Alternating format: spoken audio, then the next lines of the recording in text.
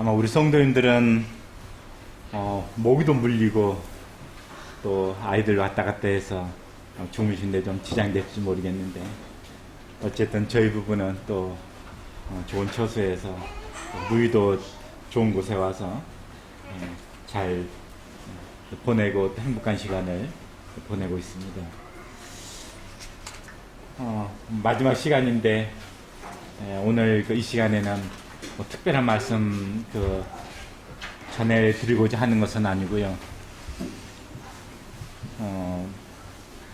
제가 오래 살지는 않았지만 그래도 한 60년 살았잖아요. 그 가운데서 개척을 하고서 묵동에 와서 산 인생이 그 이전의 인생보다 조금 더 길더라고요. 그래서 그런 이야기들 조금 함께 나누고 싶습니다. 1988년 4월 2일 날 저희 부부는 결혼을 했습니다.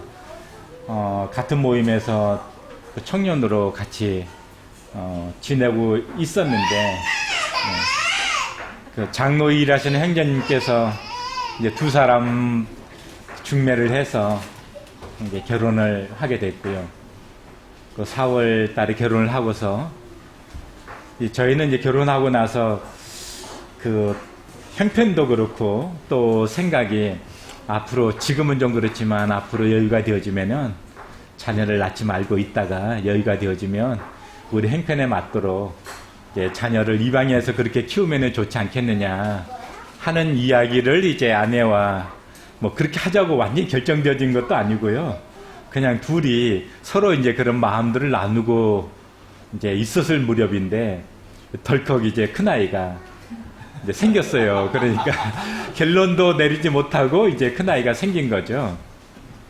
그리고서 이제 큰아이가 이제 임신해가지고 있는 상황 속에서 묵동으로 이제 분가 개척을 나오게 됐습니다.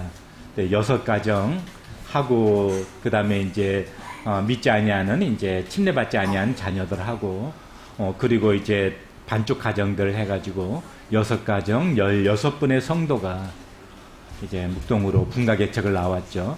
이제 믿지 않는 자녀들 포함하면 이제 그보다 숫자가 조금 많을 수는 있습니다. 그리고서 이제 만 31년을 지금 보내고 있는데, 88년이니까 어떤 해는 그 10몇 명씩 이제 침례를 행한 해도 쭉 이렇게 보니까 덜어 있고, 또 어떤 해는 이제 숫자가 그보다 이제 많이 줄어든 해도 이제 덜어 있고, 그런데 한 해도 아마 그 침례를 베풀지 않은 해는 없었던 것 같고요. 매년 그래도 몇 분씩 침례를 베풀었던 것을 그 기록을 보니까 그 확인이 되더라고요. 감사가 되어지고, 또 한 4, 50명 성도가 되었을 때가 제일 조금 가족적인 분위기고, 어디 그 야외 소풍 나간다든지 그랬을 때도 아마 좋았던 그런 추억으로 남아있는 것 같습니다. 그래서 이곳에 왔을 때 그 옛날에 그 생각도 조금 나기도 하고요. 이제 지금은 젊었음에도 불구하고 이제 빨리 사역을 내려놔야 되지 않느냐, 이제 젊은 세대가 저보다는 더 그래도 잘 감당할 수 있는 젊은 세대가 세워져서 제가 사역 자리에서 빨리 물러났으면 하는 그런 이제 바람을 가지고 이제 기도를 하고 있습니다. 다행히 묵동교회에 그래도 좀 싹수가 보여지는 그런 젊은 친구들이 있어서 감사가 되어집니다. 조금 조심스러운 이야기이긴 한데요. 제가 과거에 있었던 청년을 보냈던 그 모임에서 세 분의 장로님이 계셨어요. 다 개별적으로 훌륭하신 분들이고, 또 은사적으로 좀 구분이 되는 이제 이와 같은 분들이셨어요. 그런데 좀 안타깝게도 청년 시기에 조금 부정적인 모습을 보게 되어졌어요. 세 분이 이제 은사가 달랐는데 그러다 보니까 성도들 가운데서도 그 각자 친하게 지내는 장로님들이 계셨고요. 그러다 보니까 이제 묘하게 교회 안에서도 약간의 그런 이제 분위기를 느낄 수가 있었고, 또 세 분의 장로님들께서 이제 마음으로 이렇게 온전히 하나 되기보다는 이제 모임 안에서 각자의 그 본인의 주어진 은사를 따라서 본인의 사역을 하는 것 같은 그런 모습이 비춰졌어요. 우리가 은사를 따라 주님 섬기는 것은 좋은데 그게 나쁜 것은 아니잖아요. 그런데 우리의 몸의 각 그 지체가 자기의 그 고유 기능을 행하지만은 한 몸으로서 유기체적 그런 연합된 가운데서 기능을 행하는 거잖아요. 손이 몸에 붙어서 기능을 행하는 것이지 손이 독자적으로 자기의 기능을 행하는 것 아니잖아요. 몸 안에서 유기체적으로 손이 자기 기능을 행하는 거잖아요. 우리 각 성도들도 그러는 것인데, 제가 보았던 판단이 될까 봐서 조심스럽습니다. 당시에 이제 제가 보았던 모습이 그랬어요. 그 장로님들께서 은사를 따라 일하시는데 이제 중심의 마음이 이렇게 하나됨을 통해서 이제 그 일하시는 모습으로 이제 비춰지지를 않았고, 이제 그러다 보니까 나중에 이제 결과적으로 이제 그 갈등의 문제가 발생이 되어졌어요, 교회 안에서.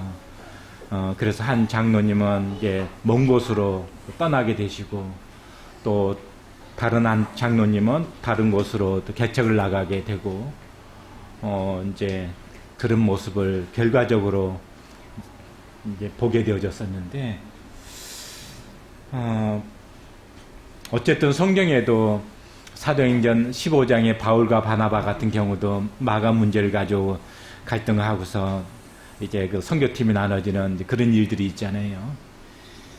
이제 궁극적으로는 이제 그런 일들을 통해서 또 타 지역에 또 지역교회가 생겨지고 또 성도들이 모여지고 그런 부분에서 이제 감사하는 마음이 있지만, 그렇다고 해서 우리 인간의 연약이 그것이 주님의 뜻이다, 잘된 것이다 이렇게 말할 수는 없잖아요. 다만 주님은 인간의 연약도 선용하시는 분이실 뿐이지, 그 우리의 그 연약과 잘못이 그것이 주님의 뜻이다 그렇게 말할 수 있는 것은 아니에요. 주님은 우리의 연약도 선용하신다. 아담과 하와가 선악과를 따먹은 것이 주님의 뜻은 아니잖아요. 주님께서는 먹지 말라고 하는 것이 주님의 뜻이죠. 근데 참 놀라운 것은 아담과 하와가 선악과를 따먹은 그 후로부터 하나님께서는 구속의 드라마의 역사를 써내려 가십니다. 그 구속의 드라마의 역사 속에 우리가 지금 살고 있잖아요.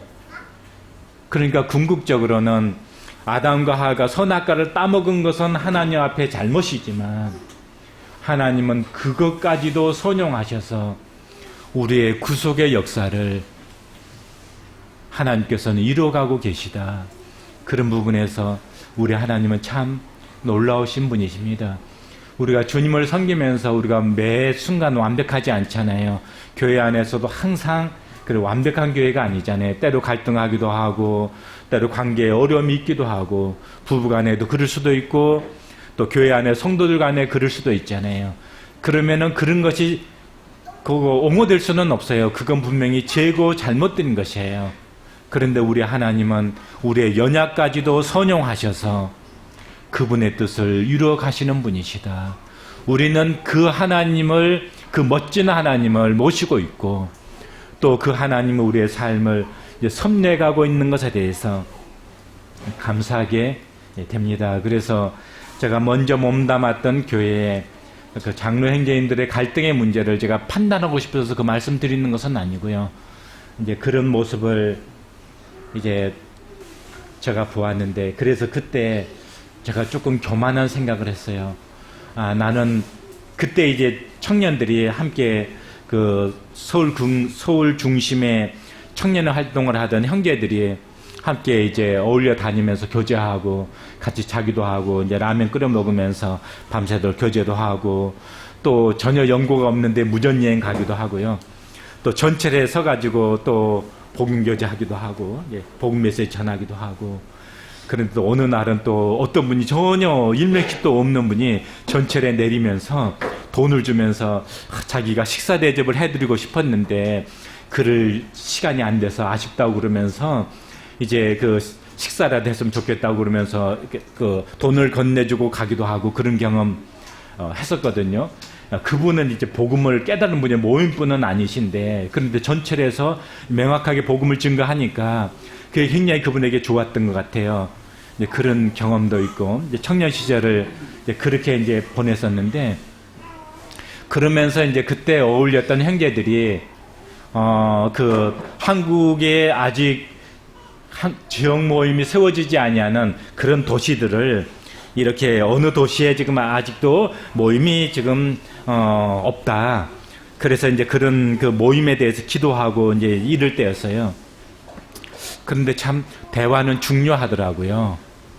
그때 어울렸던 형제들이 7, 8명 됐었는데 그 7, 8명의 형제들이 지금 100% 사역 현장에 나가 있습니다. 사역을 잘하고 못하고 그건 이제 이제 접어두고서라도 그때 어울렸던 형제들이 지금 100% 사역 현장에 나가 있어요. 한 형제만 이제 자매가 잡을 가지고 형제도 이제 사역 현장에 나가지 않았는데 최근에 그 형제도 지금 사역 현장에 나가 있어요. 그래서 지금 거의 100% 그때 어울렸던 형제들이 이제 사역 현장에 나가 있고 또 한 형제는 이제 선교지에 가 있고 이제 그렇습니다. 우리가 저희 이제 청년 시절 간증이지만 그래서 우리 성도들이 모이게 되면 어떤 대화를 나누고 어떤 것을 꿈꾸는지에 따라 가지고 인생은 슬픈 거야. 주님 없이 너야 내 주님이 들어오면 우리는 기쁨으로 바뀔 텐데 그쵸?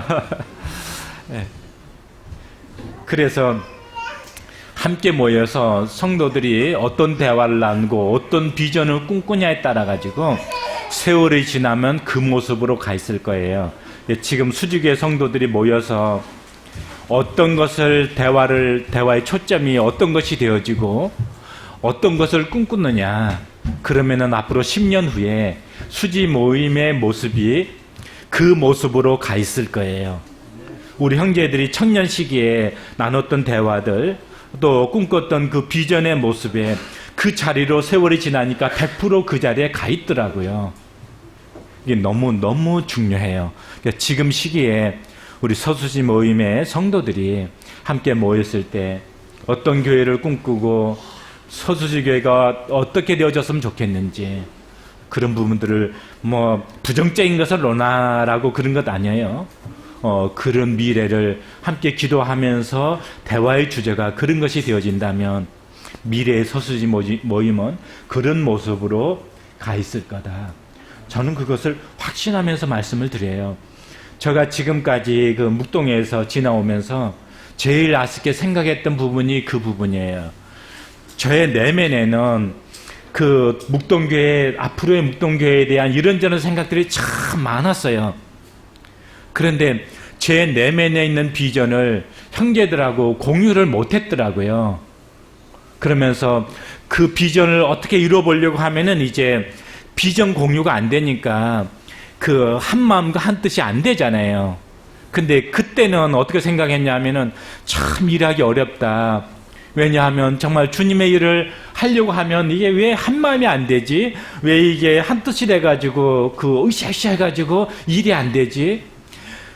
일은 그래서 왜 권투 선수들 그냥 한 방에 그냥 나가 떨어질 수도 있지만 계속 잽을 맞게 되면은 나중에 정신이 이렇게 혼미해져 가지고 그 다음에 이제 정신을 못 차리게 되어지잖아요. 이제 그런 것처럼 그 일을 함에 있어서 이제 어떤 일을 이렇게 행하고자 하는데 막 강부츠는 없는데 계속 이렇게 잽을 맞게 되어지면 나중에 그 은연중에 이렇게 몸이 풀리게 되어지는 이제 그런 것이 있잖아요. 그래서 그때 당시에는 제가 피해자로 생각을 했어요. 많은 성도들로부터 상처받는다고 생각을 했거든요. 그런데 어느 날 이제 그때 이제 금식 기도를 이제 목적으로 해가지고 금식 기도를 간 적이 있거든요. 근데 이제 그렇게 기도하는 가운데 다른 생각이 들더라고요. 나는 이렇게 생각하지만 성도들은 반대로 생각할 수 있겠구나 하는 생각이 들었어요. 그리고서 이제 이것이 누구의 잘잘못 문제가 아니고 제가 참 그 부족을 많이 가지고 있는데 그 결정적인 부족이 뭐냐 하면은 마음속에 품고 있는 비전을 공유하는 능력이 제가 참 부족해요. 좋은 것이든지 어려운 것이든지 그냥 마음속에만 어떤 계획을 막 품고 있지 그것을 그 함께 일할 형제들과 비전을 공유하면서 그 비전이 교회적으로 하나가 되어졌으면 지금 묵동교회가 정말 많이 달라져 있을 거예요. 그런데 제가 그 일을 참 못하는 사람이에요. 지금도 제가 잘 못해요. 그것이 그 사역에 있어서 참 많이 아쉽게 생각이 되어져요.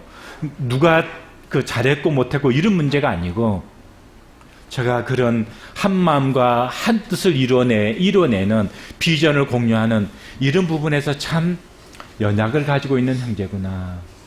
그래서 앞으로 이제 묵동교회에 어떤 일을 하게 되어지는 이제 누군가가 세워지게 된다면 그런 부분에서 좀 저와 다른 그런 형제가 세워지면은 참 좋을 것 같아요. 이제 다른 면에서 어떤 문제 있을 때 저도 육신을 가진 사람이기 때문에 그 저의 그 육신적인 성향은 뭐 다른 성도들과 다를 바가 아무것도 없죠.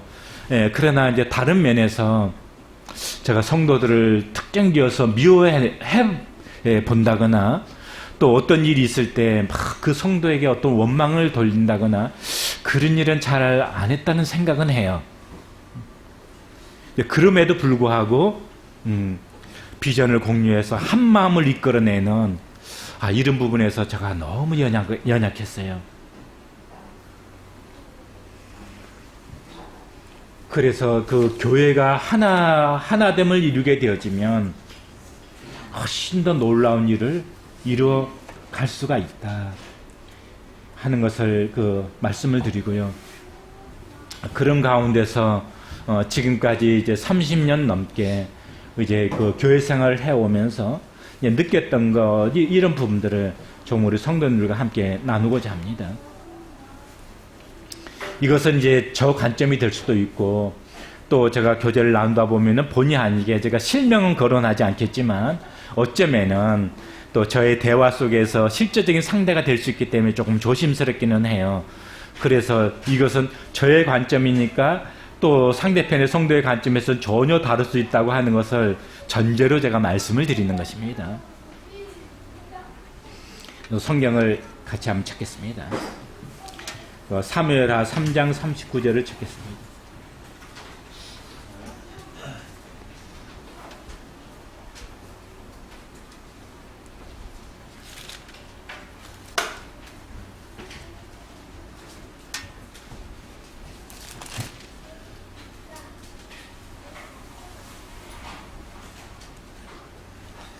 내가 기름 부음을 받은 왕이 되었으나 오늘 약하여서 수리아의 아들인 이 사람들을 제어하기가 너무 어려우니 여호와는 악행한 자에게 그 악한 대로 갚으실지로다 하니라. 이게 지금 무슨 기사냐 하면요, 누가 지금 이 고백을 하고 있을까요? 다윗의 고백이에요.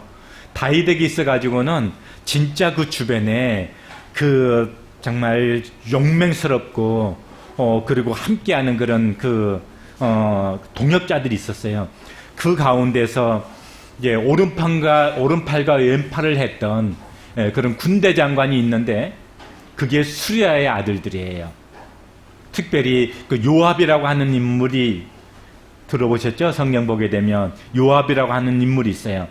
요압은 진짜 용맹한 군대 장관으로서 그 다윗과 함께하는 일에 있어서 앞장섰고 정말 그런 그 열심히 있는 그런 인물이에요. 그런데 이 그 아브넬이라고 하는 요압은 이제 그 뭐죠? 다윗 지파에 이제 속해 있다면은 나머지 이제 10지파는 이제 이스라엘과 그 남왕국 다윗은 유다 지파에 속해 있었다면 이제 그 나눠져 있잖아요.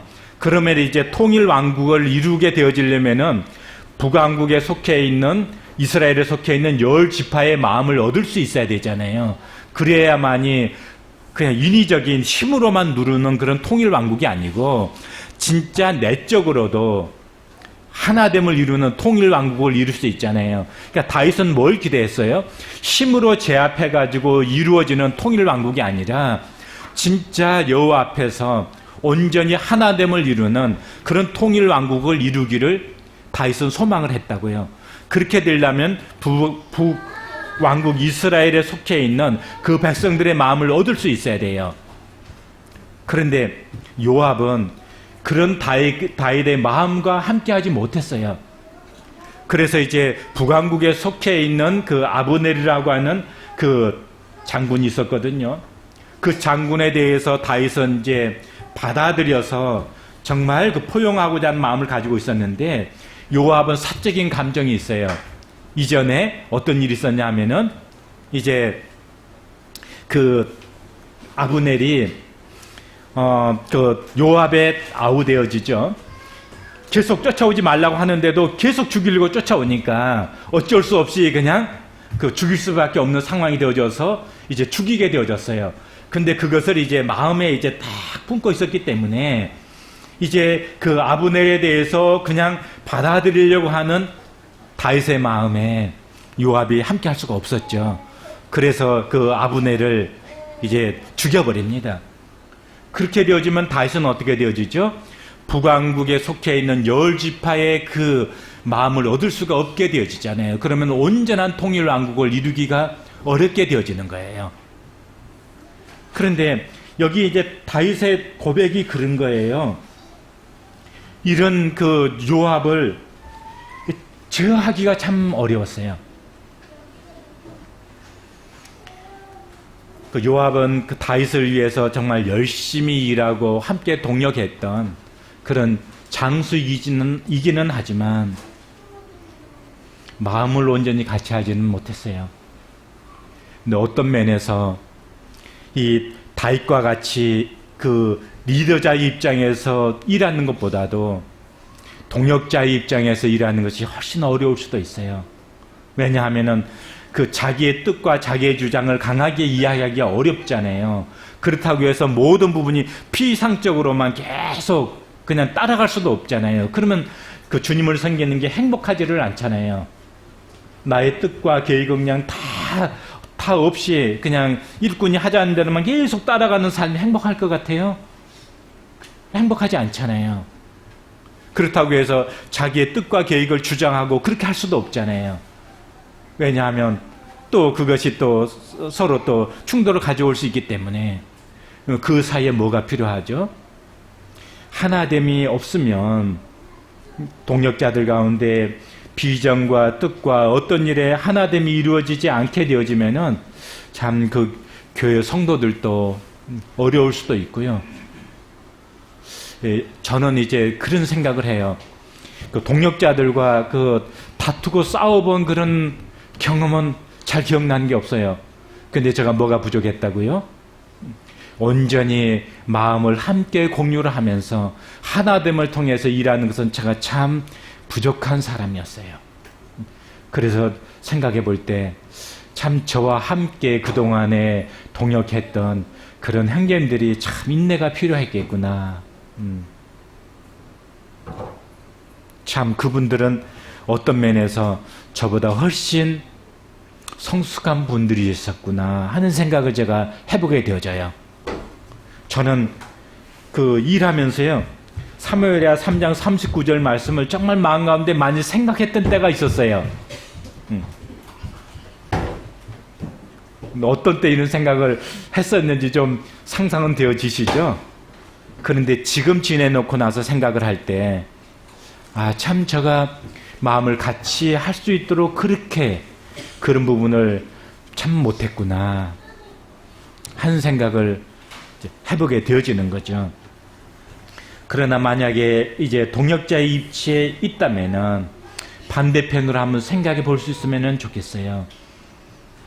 그 요압처럼 이제 그런 그런 이미지로 이렇게 성경에 기록되어지는 이게 명예스러운 것은 아니잖아요. 정말 다윗과 함께 하면서 많은 고생을 했는데 이렇게 기록되어지는 것은 명예스러운 것도 아니고 나중에 요압의 최후도 명예스럽게 그렇게 최후를 맞이하는 것도 아니잖아요. 그건 슬픈 거잖아요. 그래서 그런 동력 말고 또 다윗에게 있어서 하나됨이 되지 못함으로 오게 되어지는 이런 아픔을 주는 이런 동력이 아닌 하나됨을 이루는 동력이 되면은 훨씬 더 아름다운 동력이 될 수 있지 않을까. 그러면은 뭐가 필요해요? 일 중심의 어떤 것 이전에 마음을 같이 하고 마음을 공유하는 이런 관계를 이루는 것이 먼저라는 생각을 해보게 됩니다. 그런데 동력을 하다 보면은요, 다 생각이 똑같을 수는 없어요. 우리 한 구절 찾아보겠습니다. 느헤미야 8장 9절.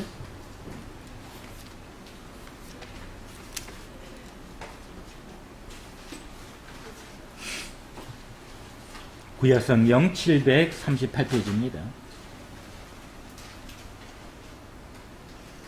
백성이 율법의 말씀을 듣고 다 우는지라 총독 느헤미야와 제사장 겸 학사 에스라와 백성을 가르치는 레위 사람들이 모든 백성에게 이르기를 오늘은 너희 하나님 여호와의 성일이니 슬퍼하지 말며 울지 말라 하고 느헤미야가 또 그들에게 이르기를 하면서 이렇게 나옵니다.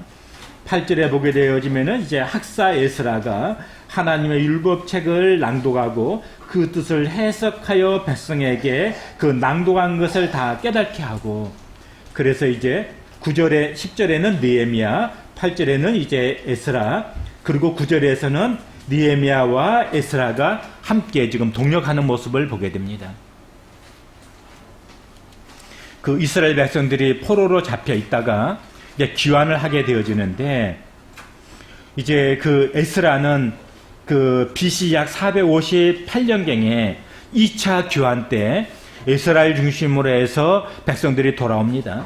느헤미야는 이제 BC 약 445년경에 3차 귀환 때 이제 느헤미야를 중심으로 해서 백성들이 이제 귀환을 하게 되어져요. 그러니까 누가 먼저 돌아온 겁니까? 에스라가 먼저 이렇게 돌아오게 된 거죠. 그러면 이번에 에스라가 돌아올 때 그 어떤 자세로 에스라가 돌아왔는지를 한번 살펴보겠습니다.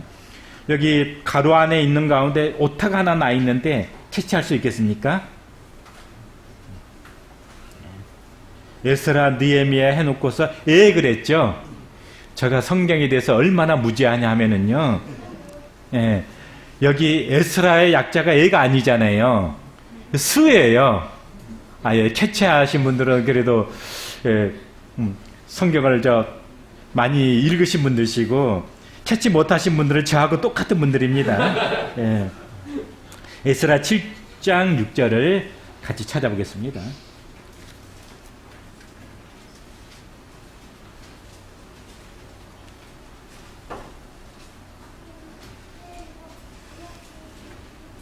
지금 에스라가 돌아올 때입니다. 이 에스라가 바벨론에서 올라왔으니 그는 이스라엘의 하나님 여호와께서 주신 모세의 율법에 익숙한 학자로서 그의 하나님 여호와의 도우심을 입음으로 왕에게 구하는 것은 다 받는 자이더니, 그러니까 여기 에스라는요 하나님의 도움을 입는 자이기 때문에 에스라가 왕에게 구하면은 왕을 통해서 다 허락을 받는 자예요. 그러니까 왕의 신임을 받는 자예요. 그래서 돌아올 때 에스라가 왕의 도움을 구했으면은 왕의 도움을 잊고서 돌아왔을, 충분히 왕의 도움을 통해서 돌아올 수 있었지 않았겠어요? 그렇죠. 여기 에스라는 왕께 구하면은 다 얻는 자이니까. 그런데 8장 이번에 뒤로 넘겨서 8장 21절을 보시겠습니다.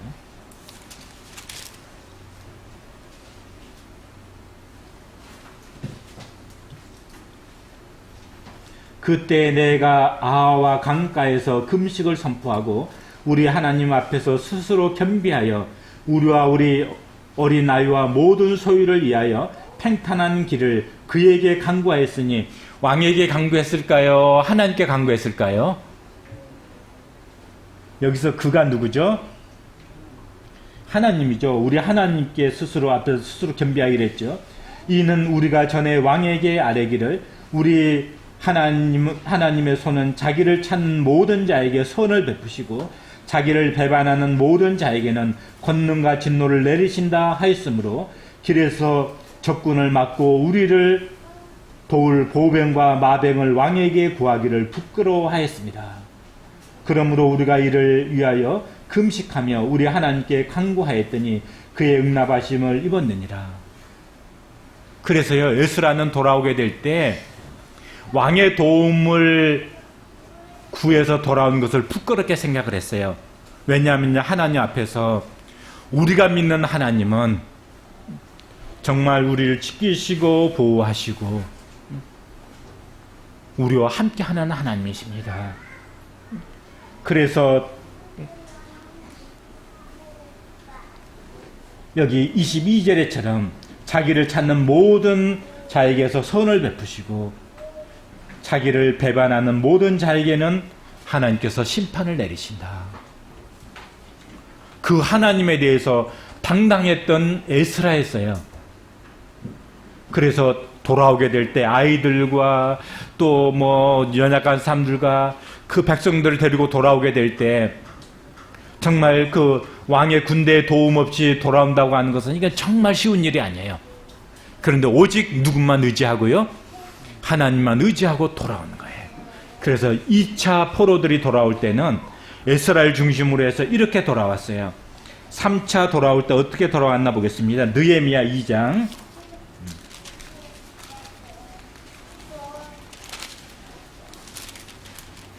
7절 보시겠습니다. 이제 느헤미야를 중심으로 돌아올 때입니다. 느헤미야 2장 7절.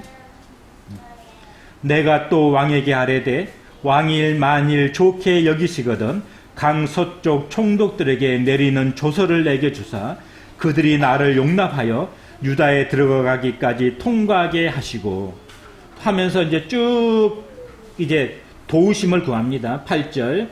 또 왕의 삼림 감독 아삽에게 조서를 내리사 그가 성전에 속한 영문의 문과 성곽과 내가 들어갈 집을 위하여 들보롯을 제목을 내게 주게 하옵소서 하매 내 하나님의 선한 손이 나를 도우심으로 왕이 허락하고 군대 장관과 마병을 보내어 나와 함께 하시기로 내가 강 서쪽에 있는 총독들에게 이르러 왕의 조서를 전하였더니, 자, 느헤미야 돌아올 때는요, 왕의 도움을 구해서 돌아왔어요?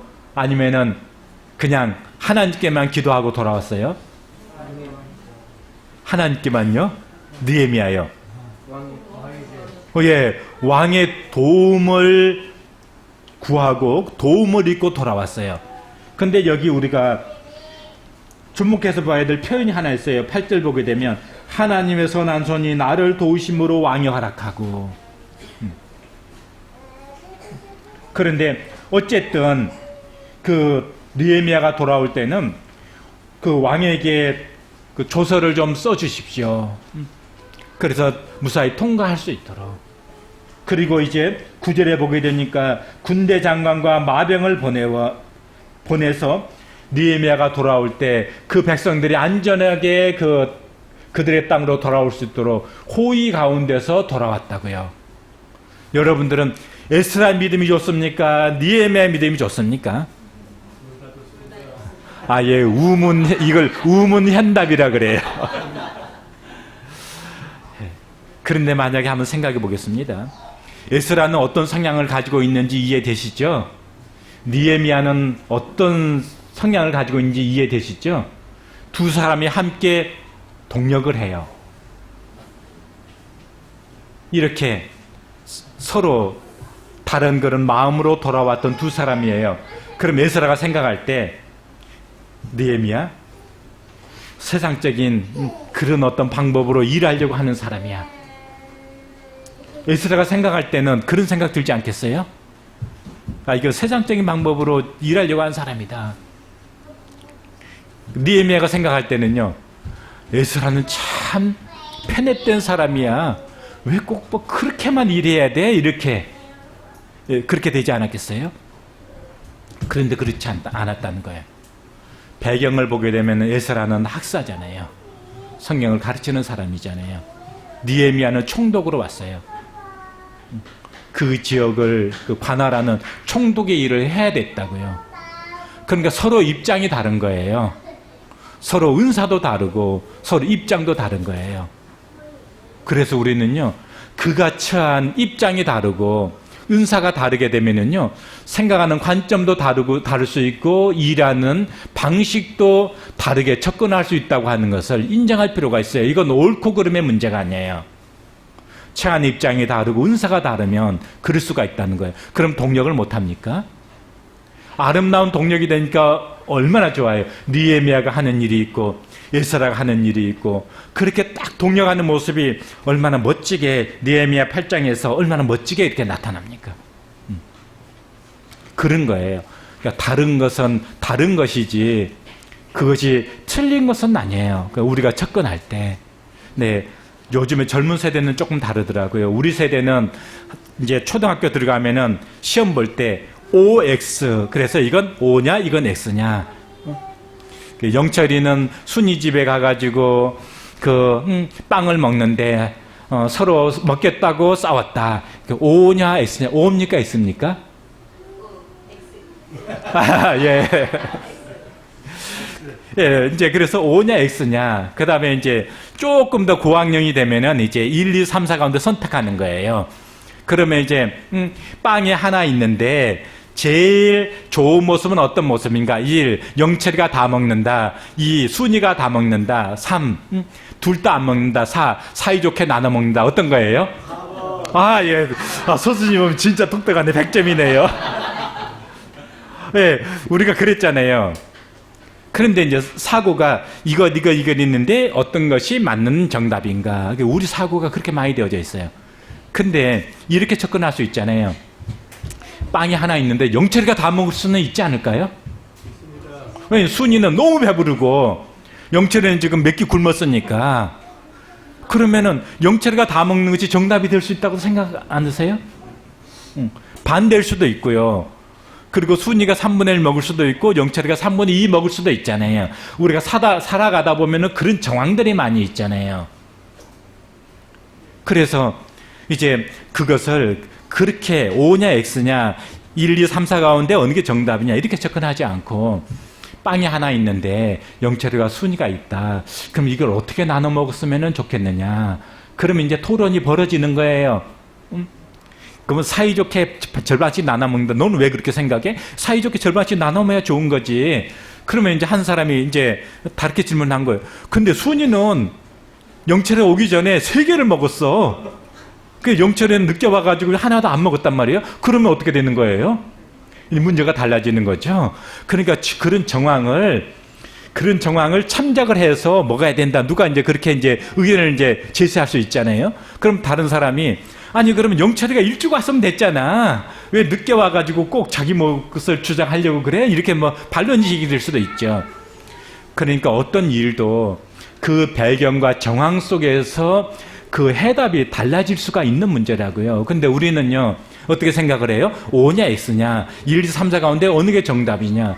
교회에 어떤 문제가 있고요, 성도들 간에 어떤 문제가 있을 때 우리가 O냐 X냐라고는 사고방식으로서 접근할 수도 있고 1, 2, 3, 4 가운데 어떤 게 정답이다 이렇게 접근할 수도 있는데, 처해진 배경이 어떻느냐, 어떤 정황 속에 있었던 일이냐, 이런 것들이 고려되어져서 어떤 일을 생각해 보게 되어지면 평소 때 우리가 가지고 있었던 그 틀과는 전혀 다른 그런 결론을 도출해낼 수도 있는 거예요. 여기 에스라와 느헤미야 같은 경우도 그렇잖아요. 에스라가 처한 입장과 환경이 다르고 감당해야 될 역할이 다르고, 느헤미야가 처한 입장과 환경과 역할이 다르잖아요. 그러니까 다르게 접근할 수가 있는 문제라고요. 돌아올 때도 함께 일함에 있어서는 그런 부분들을 서로 이해하고 또 신뢰하고 그럴 수 있는 것이 필요해요. 그렇지 아니하면은 동력에 있어서 어려움을 겪게 될 수가 있는 거죠.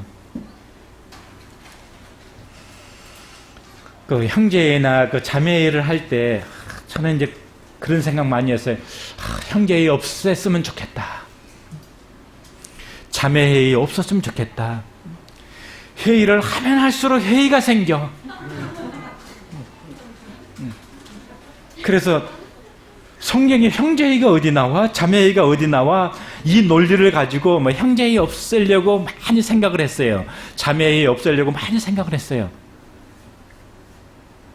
평소 때 그냥 분위기 좋을 때 뭐 이런저런 교제 나눠서 마음을 같이 하고 그러면 좋은데 평소 때 아무 말 안 하고 있다가 형제회의 때 불쑥 막 부정적인 얘기 불쑥 딱 던져놓으면 분위기가 싸해지잖아요. 그러면 형제회의 하면은 형제들의 마음이 하나 돼야 되는데 형제회의 하면 우리가 형제가 만나 해가지고 회의가 생기니까 이게 좀 없애고 싶은 거예요. 또 자매회 하는 얘기 들어보면은 또 막 그런 일이 막 생겨지더라고요. 그래서 이게 자매회 없애는 게 이게 훨씬 더 낫지 않나. 그래서 제가 느끼는 게 있는데요. 형제 자매회가 잘 이루어지게 되어지면은 유용하게 될 수도 있어요. 뭐냐 하면은요. 형제 자매회를 통해서 한 마음과 하나됨과 한 비전을 이뤄내는 데 있어서 형제들이 함께 모여서 그런 분위기를 만들어 갈 수 있다면요 정말 좋아요.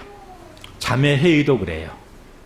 그런 것이 없다면요 몇 사람 교회에서 몇 사람 중심으로 일이 되어지고 그렇게 되어지면은 다른 성도들은요 그냥 어떻게 일 되어지는지도 모르고 그냥 맡겨주는 일만 따라가면 재미없잖아요.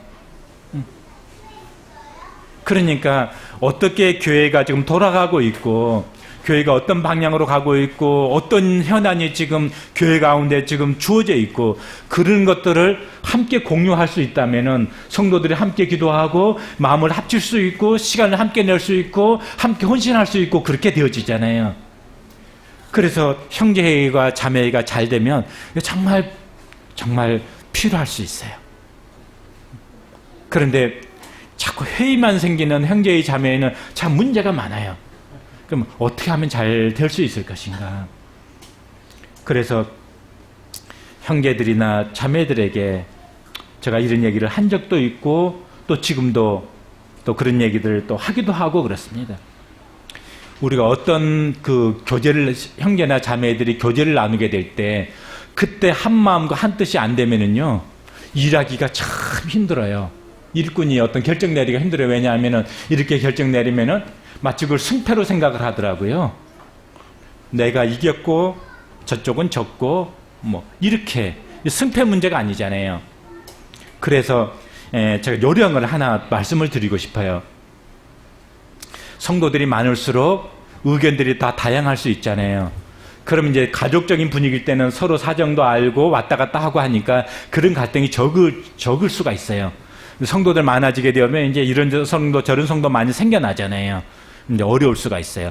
또 이제 외부에서 이렇게 오게 되어진 성도는 자기가 예전에 속해 있던 그 모임에서 배우고 들은 것이 있기 때문에 그런 것에 익숙해져 있으니까 다르면은 그건 다른 것인데 틀린 것으로 생각하는 경향이 있어요. 경향이 있다는 거예요. 그러면 형제회의로 모일 때, 자매회의로 모일 때 침묵하고만 있어야 되느냐? 아니에요. 아니고 정말 좋은 의견이 있으면 좋은 의견을 꺼내놓으세요. 근데 딱 꺼내놓은 순간에 그 의견은 내 것이다 아니다? 내 것이 아니에요. 내 것이 아니고 그건 지금 공동지적 재산권이에요. 내 거다 아니다? 내 게 아니고 지금 소수지 모임의 형제회의의 공동지적 재산권이에요. 500리에의 그 소년이 보리떡 5개와 물고기 20마리 딱 꺼내놨는데 그거 자기 걸까요? 공동재산일까요? 예? 공동재산이죠. 그래서 주님께서 그 재산을 가지고서 놀라운 일을 했잖아요. 그러니까 딱 꺼내놓는 순간에 내 거다 아니다? 내 것 아니다. 내 거 아니다. 공동재산이에요. 그래서 이제 다른 형제가 또 다른 또 좋은 또 의견을 딱 얘기를 했어요. 그 형제 거예요, 아니에요? 아니에요. 이건 우리 좀 공동재산이에요. 그래서 이제 재산이 많이 늘어났어요. 많은 의견들이 이렇게 딱 이제 딱 상에 이렇게 딱 올라왔어요. 그러면 이제 그 많이 올라온 의견 가운데서 형제들이 이제 진수성찬이 딱 올라왔는데 이제 어떤 반찬하고 어떤 반찬을 이번 상에 딱 차려놓고 너무 반찬이 많으니까 나머지 이제 다음에 먹을 수도 있고 이제 또 좀 이제 냉동실에 보관할 수도 있고 그러니까 싸서 냉동실에 보관해 놓고 지금 우리가 먹을 것은 이 반찬하고 이 반찬하고 이제 먹으면 좋겠다 해가지고 이제 형제들도 결정할 수가 있잖아요. 아니면은 또 이제 밥상을 차려놓는 또 누구에게 이임할 수도 있고 그러면은 그 다양한 의견 가운데서 주님 앞에 이건 내 의견이 아니니까 주님 앞에서 우리 교회가 어떤 것을 채택하면은 소수지 모임이 지금 상황 속에서 가장 좋겠는가? 내 건 하나도 없는 거예요. 지금 공동재산 가운데서. 그래서 그 의견이 채택이 되어지면은 모든 성도가 다 기뻐하는 거예요. 근데 내 의견, 너 의견 그러면 어떻게 될까요? 내 의견은 채택됐는데 너 의견은 채택이 안 돼서 기분 좋을까요? 안 좋을까요? 우리 형제님 마음이 너무 넓게 보여서 아마 내 의견 채택이 안 되면 더 기뻐할 것 같아요.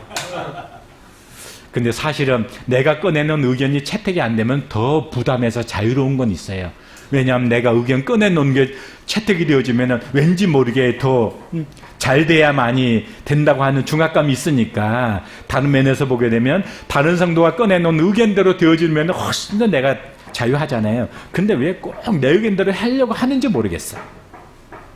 그게 내 재산이 아닌데 꺼내놓은 순간에 내 거 아니다. 그러면 그 가운데 가장 바람직스럽게 성령님께서 그 형제들의 마음을 움직이고 자매들의 마음을 움직였어. 한해된 마음으로 가장 좋은 의견을 선택을 하게 되어지면 모두 다가 승자가 되는 거잖아요. 모두 다 기뻐할 수 있잖아요. 앞으로 그 형제회의를 할 때나 자매회의 할 때 내가 꺼내놓은 순간에 내게 아니라고 생각을 하세요. 그럼 어떤 식으로 결정되든지 간에 내가 피해자가 아니고 내가 실패자가 아니고 지는 사람이 아니에요. 가장 좋은 것이 그렇게 채택이 됐다고 하는 것에 대해서 기뻐하면 되는 거예요. 그리고 때때로 또 그 일을 내가 오랫동안 관여했으면 훨씬 더 그 일에 대해서 세세하게 잘 알 수 있잖아요. 어떤 일이 있어서. 그러면은 그 일에 대해서 오래 관여하는 그 형제나 자매가 세세한 부분을 또 얘기해 줄 필요도 있어요. 그러다 보면은 결정하는 데 도움이 될 수 있잖아요. 평소 때 한 번도 생각을 안 하고 있었는데 그 자리에서 막 자기 주장하게 되어지면 실제와는 많이 차이 날 수도 있어요. 그렇다고 해서 무조건 침묵하라는 것은 아니에요. 그런 절제와 그런 가운데서 좋은 어떤 주님께서 마음에 주신 좋은 생각이 있다면 그것을 주님 앞에 딱 꺼내놓고서 그 순간에 이건 우리의 공동 지적 재산권이지 내 것이 아니다. 그러면은 아무런 문제가 없어요. 그래서 형제회의, 자매회의 할 때 참 마음 상할 때가 많이 있었는데 소수지 모임의 형제 자매님들은 형제회의 할 때나 자매회의 할 때 제가 오늘 드리는 이 말씀을 잘 그냥 마음에 두시면 어떻게 결정되든지 간에 상처받은 성도들이 없고 또 함께 기쁨으로 결정할 수 있을 거예요. 그래서 기쁨으로 결정해 하나됨으로 일하는 거예요. 만약 어떤 자매 의견이 채택이 됐는데 내 의견이 채택이 안 됐어요. 그럼 내가 무시당했다는 느낌을 갖게 되어지면은 어떤 태도가 나타날까요? 사람들은요 영적인 동물이기 때문에 꼭 말로서 너 미워하지 않아도 얼굴 표정에 너 미워하는 것이 얼굴 표정으로 나타나게 돼 있고요. 내가 행동하는 데 있어서도 그래 너 잘해봐. 그리고 소극적이 될 수 있어요. 그래 네가 주장한 거니까 네 잘해봐. 그러면은 교회가 하나됨을 이루어서 어떤 일이 이루어질까요? 안 이루어질까요? 안 이루어져요. 그러면 이제 내가 의견을 제시해가지고 그 의견대로 이제 결정이 됐으니까 의견 제시한 사람은 이제 열심히 한다고요. 그러면은요, 열심히 안 한 사람이, 야, 저 정도 열심히 한다, 참 귀하다, 그렇게 볼까요? 아니면은 열심히 하는 것이 꼴보기 싫게 느껴질까요? 예, 열심히 하는 거 꼴보기 싫게 느껴져요. 그게 격려되는 것이 아니고. 지난번에 잠깐 얘기했는데, 우리가 어떤 때 제일 기분 나쁜지 아세요? 내가 사랑하지 않은 성도가 잘하는 거 보면 제일 기분 나빠. 왜 그럴까요? 내가 사랑하는 성도는요, 허물과 실수도요, 이렇게 다 감싸주고 싶고, 덮어주고 싶고, 내가 도와주고 싶고, 그런데, 그런 마음이 안 되면, 상대가 잘하는 것도요, 기뻐해지는 것이 아니고, 그냥 어떻게 그 일이 잘 안 돼가지고, 거 봐라.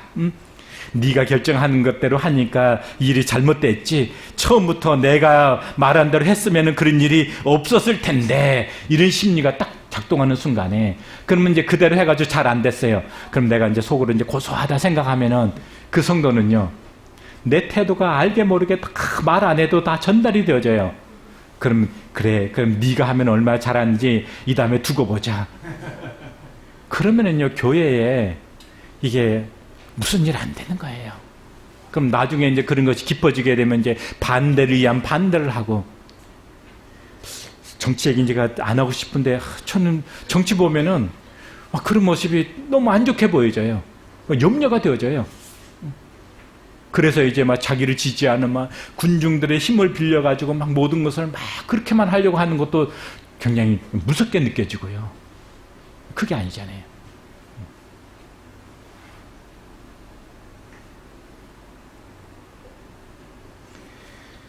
그리고 어떤 일이 있게 되어지면 남을 빌리지 마세요. 성경에 보게 되어지면은 꼭 어떤 딴지 걸 때 혼자 안 나와요. 알렉산더와 후메네오, 그 다음에 다단과 고라, 그 다음에 또요 얀네와 얀브레. 혼자 안 나오죠. 그래서 어떤 일에 딴지 걸 때 누구랑 같이 등장된다? 복수가 등장된다. 왜냐하면은요, 나의 지지자를 통해서 이렇게, 그 다음에 속마음은 자기 마음인데, 다른 성도를 불러와가지고 그 일을 하게 되면은 성도들이 어려워한다. 근데 실제로 가만 보면은요, 자기가 지금 안 기뻐하는 일이야. 자기가 안 기뻐하는 일인데, 다른 성도를 빌려와서 그 일을 관철시키려고 하는, 자기 주장을 하려고 하는 그런 경우들 참 많이 봤어요. 근데 그러지 말고요. 그러지 말고, 내가 지금 사심을 한 얘기 아니잖아요. 사심을 한 얘기 아니니까 정직하게 주님 앞에서 이럴 때 이렇게 좀 어려움이 발생되지 않겠어요? 이럴 때 상처받은 성도도 있지 않겠어요? 하고서 자기 창조적인 제안하면 되어져요. 제가 지나오면서요, 어떤 때 진짜 조금 막말 비슷하게, 뭐 막말까지는 아니지만 그렇게 막 공격당한다는 느낌을 받을 때가 있어요. 그런 말을 들을 때가 있어요.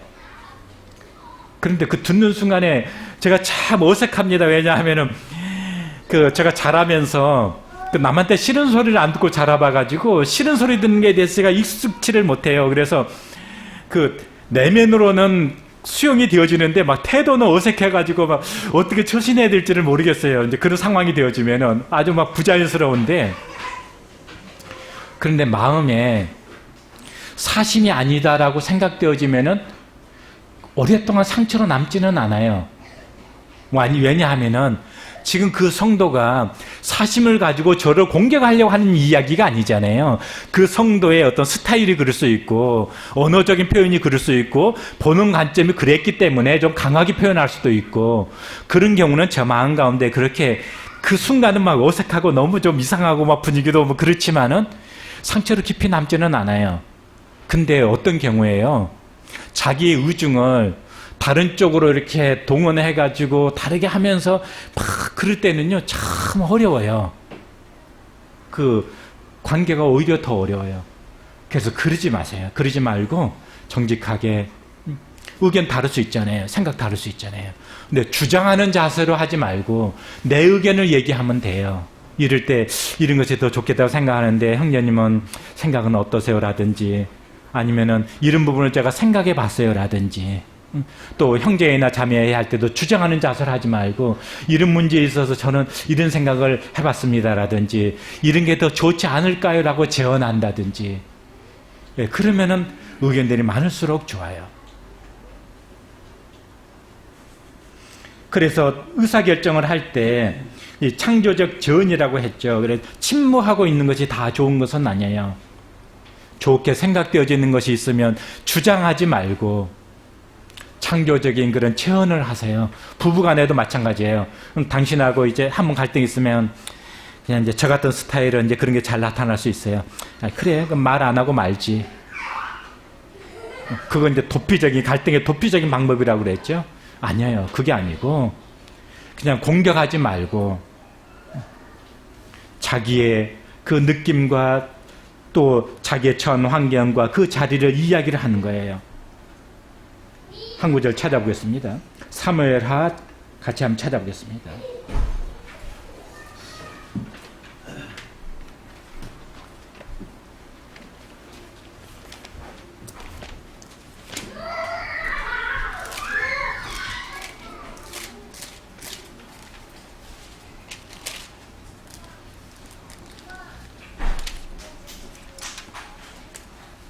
죄송합니다. 사무엘상입니다.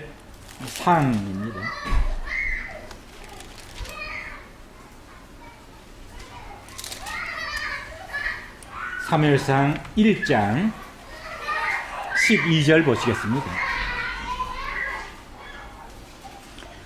그가 여호와 앞에 오래 기도하는 동안 엘리가 그의 입을 주목한즉 한나가 속으로 말하매 입술만 움직이고 음성은 들리지 아니하므로 엘리는 그가 취한 줄로 생각한지라. 엘리가 그에게 이르되 내가 언제까지 취하여 있겠느냐 포도주를 끊으라 하니. 여기 지금 한나는 너무 괴로워서 지금 막 기도를 하는 거예요. 근데 몇 마디 기도하고 끝내는 것이 아니고 너무 괴로우니까 오랫동안 그 하나님 앞에 지금 입술 중얼중얼 하면서 지금 하나님 앞에 마음을 지금 토하고 있는 거예요. 근데 엘리가 가만 보니까 소리는 안 나는데 뭐라고 자꾸 이렇게 하거든. 그러니까 저거 지금 저 여자 술 취했구나. 그러니까 엘리 제사장은 지금 한나의 마음을 알아요, 몰라요? 한나가 지금 얼마나 괴로운지 모르잖아요. 모르고 있잖아요. 근데 어떻게 판단했어요? 저 여자 지금 술 취해가지고 지금 숙정하고 있구나. 이렇게 좀 판단한 거예요. 우리가 누군가를 진짜 모르게 되어지면 그렇게 보여져요. 내게 있어서. 성도들도 그렇게 보여진다니까요. 진짜 알지 못하면. 제가 울산에 있을 텐데 지금 주인 나라고 한 자매님입니다. 그 자매님이 어느 날 저하고 그래도 조금 자주 이야기도 하고 그랬던 자매님이셨어요. 근데 그 자매님은 립스틱 짙게 바르고 그런 무슨 노래도 있는 것 같은데 립스틱도 짙게 바르고요. 손톱도 좀 빨갛게 칠하고 그리고 이제 예배 시간에 그렇게 오시는 거예요. 그럼 성도들이 저 자매는 왜 립스틱을 저렇게 진하게 발랐어? 손톱은 왜 저래? 이러고 수근거리기도 하고 그랬다고요. 지금보다 그때는 훨씬 더 외모에 대해서 막 강하게 막 가르치고 그런 때였었거든요. 저도 이제 그런 소리 들려서 보니까 진짜 막 처음에는 별 관심이 없었는데 그런 소리 듣고서 보면은 진짜로 보여져요. 보니까 진짜더라고요. 립도 진하고 막 손톱도 막 빨간색으로 이렇게 막 발라서 오고 그랬더라고요. 그것도 사역하는 형제님의 여동생이 독이 돼요, 안 돼요?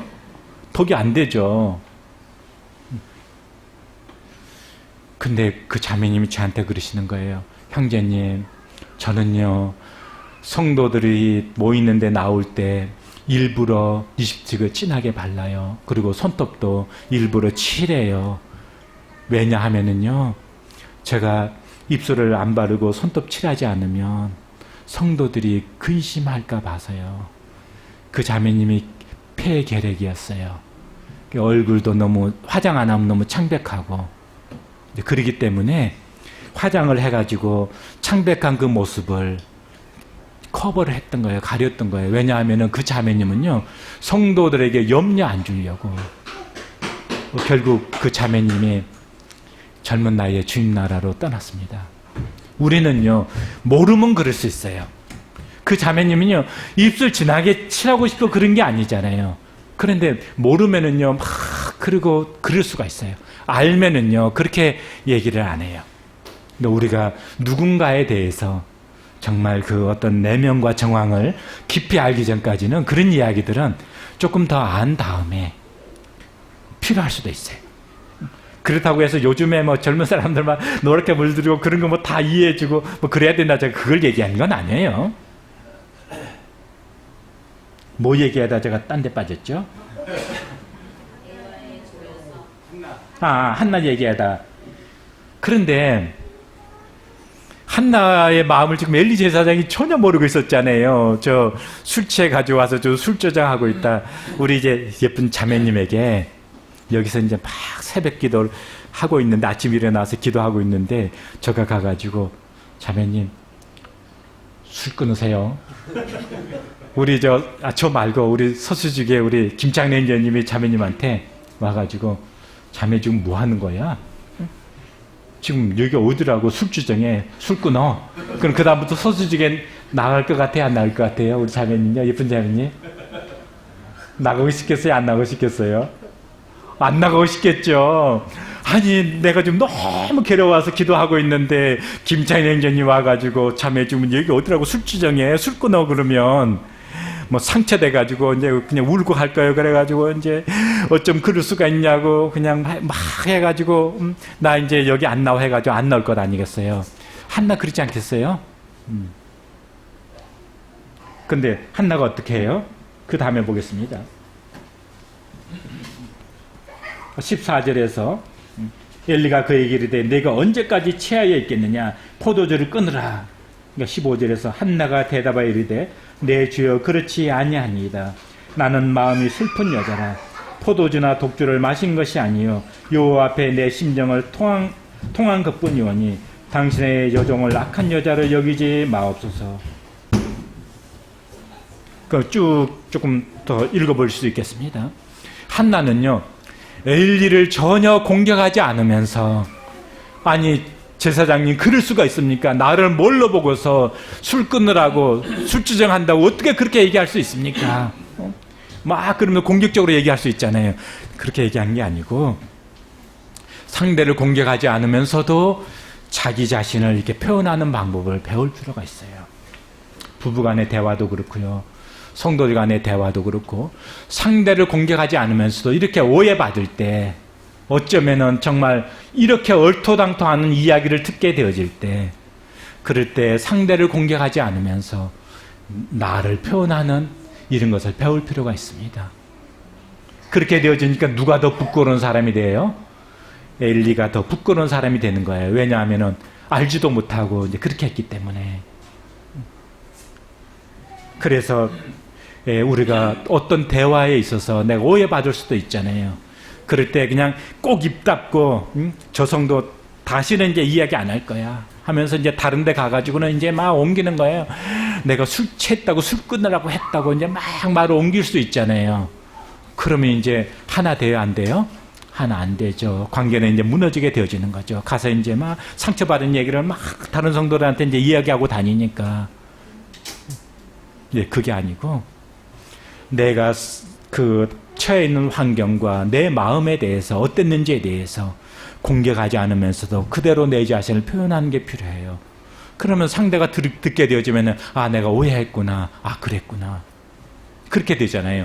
내가 내 자신을 표현하고 공격하지 않으면서도 표현하고 다 그렇게 했는데도 불구하고 상대가 계속적으로 나에 대해서 막 내 무슨 변명을 해, 내 술 취한 거 맞잖아, 그러면은 그때는 어떻게 해야 돼요? 그때도 그런 것은 아닙니다. 그리고서 어쩔 수 없는 경우에는 어떻게 해요? 그냥 주님 앞에 맡기면 되어져요.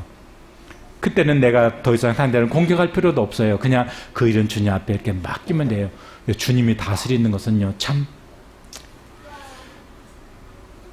어떤 때 보게 되면 정말 주님은 그렇게 다스리는구나 하는 것을 제가 여러 차례 경험한 게 있는데, 리얼하게 제가 말씀드릴 수 있는데, 그런 이야기를 하다 보면은 본의 아니게 어떤 분에 대한 이야기가 될 수 있으니까 안 하고 싶어요.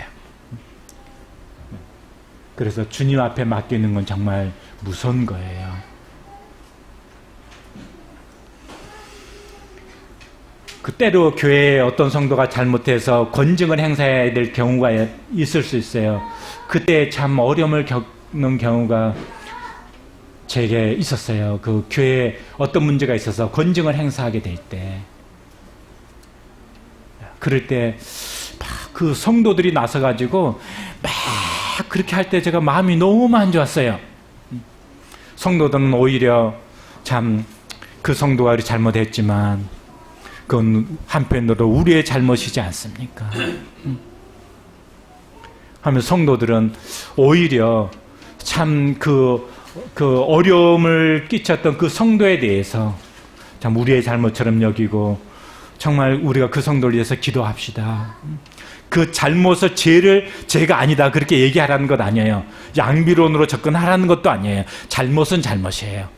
근데 막 성도들이 나서가지고 막 그러면은요, 참 저 모습이 안 좋더라고요. 그때 제가 어떤 생각을 했냐면은요, 내가 잘못하게 되면은 성도들이 나에 대해서도 그렇게 하겠구나. 그 생각이 드니까 성도들이 갑자기 막 무서워지기 시작을 했어요. 진짜 성도들 무섭다. 권징의 문제 있을 때 경험했던 거거든요.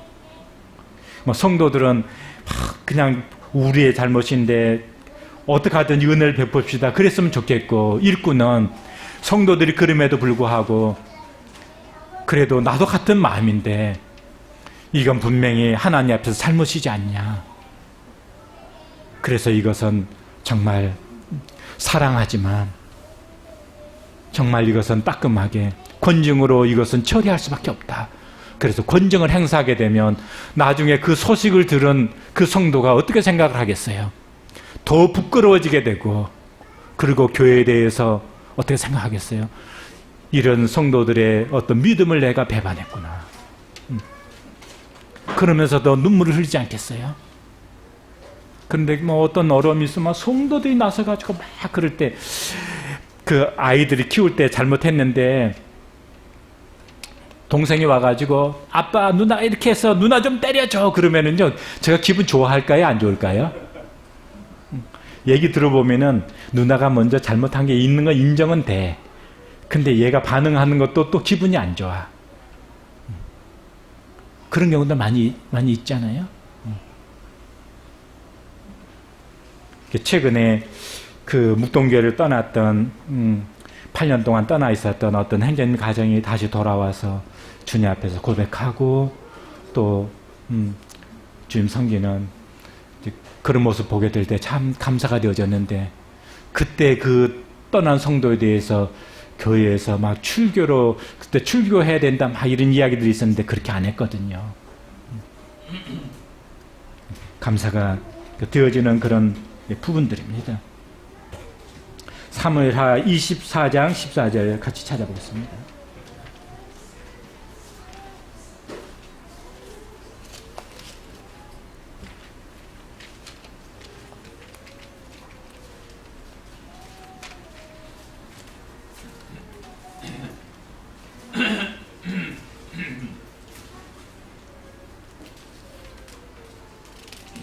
다윗이 인구조사 한 후에 하나님께서 이제 그 세 가지 재앙에 대해서 이렇게 얘기를 하면서, 그래 네가 선택을 해라.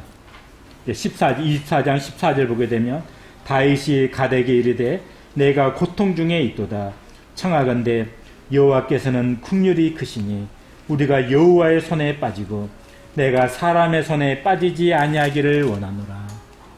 저는 이 다윗의 마음이 진짜 공감이 된 적이 있었어요. 사람은 그렇구나. 사람의 마음은 그렇구나. 그래서 다윗이 내가 하나님께로부터 직접 징계를 받겠습니다. 사람에게 맡기지 말아주세요. 왜냐하면요, 사람은 그런 거니까.